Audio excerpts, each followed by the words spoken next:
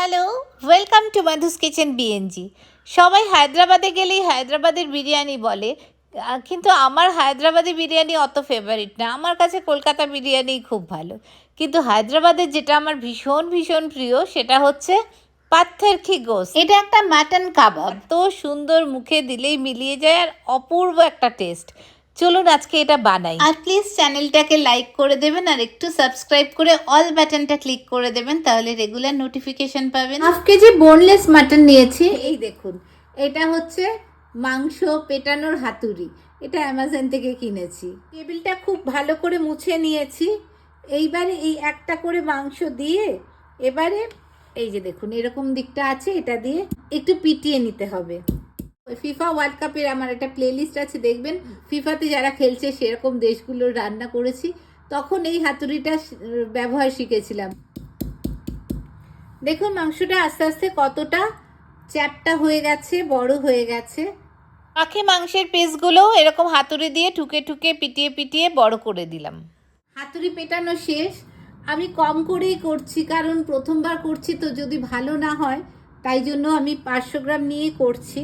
এবার ম্যারিনেট করব। দেখুন কি সুন্দর হয়ে গেছে, একদম চ্যাপটা হয়ে গেছে। পাত্থর কি গোস্ত বানাবার জন্য মেন ইনগ্রিডিয়েন্টস হচ্ছে পাত্থর কি ফুল। এটা হচ্ছে পাত্থর কি ফুল। পাত্থর কি ফুল এটা আপনারা ওখানেও পেয়ে যাবেন নিশ্চয়ই, নয়তো ব্লিঙ্কিট, বিগ বাস্কেট এসবে তো সবসময়ই পাওয়া যায়। এটা আমি গালৌটি কাবাব বানাবার সময়ও দেখিয়েছিলাম। লাগবে 1 টিস্পুন সাজিরা, ছোট এলাচ, দারচিনি আর লবঙ্গ। এটা এবার গুঁড়ো করে নেব। নানা রকম রান্নার প্লেলিস্ট করা আছে, আপনারা দেখবেন, রান্না খুঁজে পেতে সুবিধা হবে। আর ডেসক্রিপশনেও কিছু রাখবো, দেখবেন। 1 মুঠো ধনেপাতা নিয়েছি, এটা পেস্ট করে এর মধ্যে দিয়ে দিচ্ছি। 1 টিস্পুন পেপার পাউডার দেব।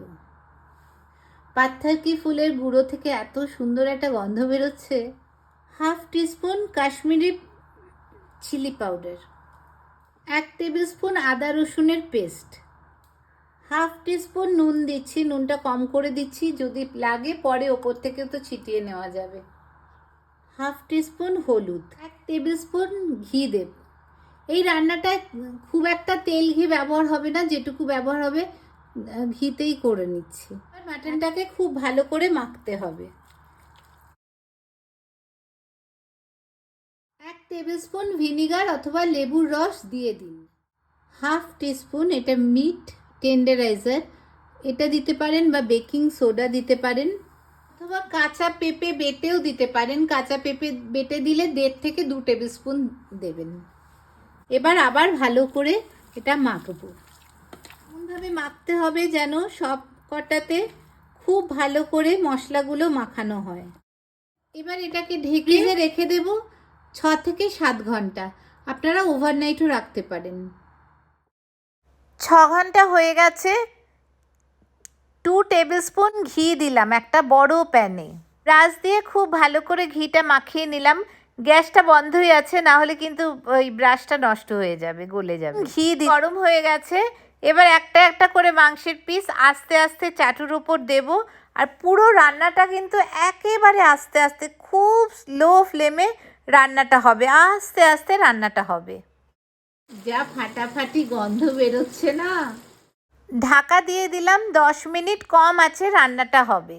10 মিনিট হয়ে গেছে, কি যে অপূর্ব গন্ধ বেরোচ্ছে কি বলবো। এবার আস্তে আস্তে উল্টে দেব।